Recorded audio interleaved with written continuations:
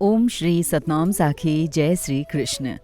परम श्रद्धेय सद्गुरु स्वामी शांति प्रकाश जी महाराज के सत्संग प्रवचनों से संकलित प्रेरक प्रसंग सत्संग वर्खा भाग 19 प्रवचन 1 पार्ट 7।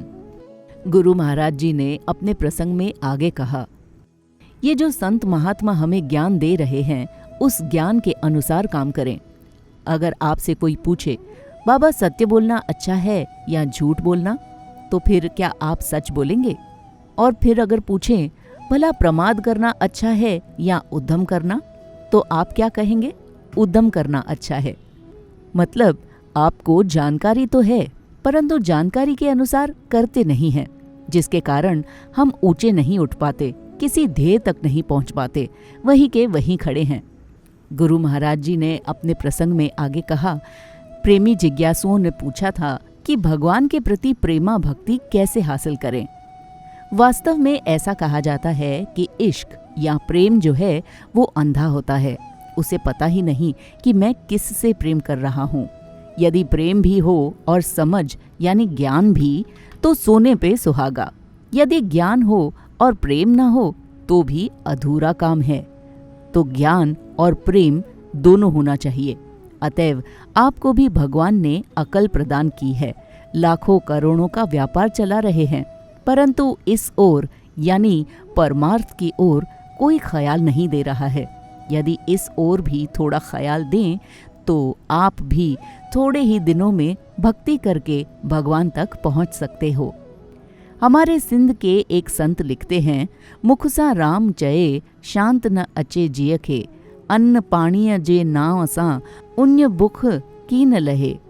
नगर पहुँचे को न को बिना पंध कहे, गुरु गम रहत रहे सुखी थे सामी चये।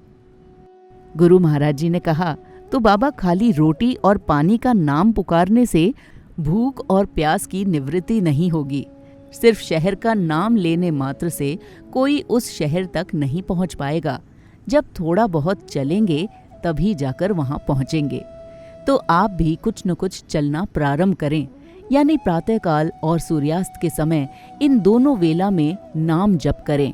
आप सारा दिन कर्म करें। कर्तव्य कर्म से भागना नहीं है, कर्म तो करना ही चाहिए।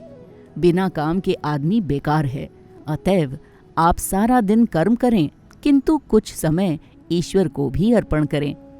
गुरु महाराज जी ने एक प्रसंग सुनाया। एक बार मैं महात्मा गांधी जी से मिलने के लिए उनके स्थान पर गया।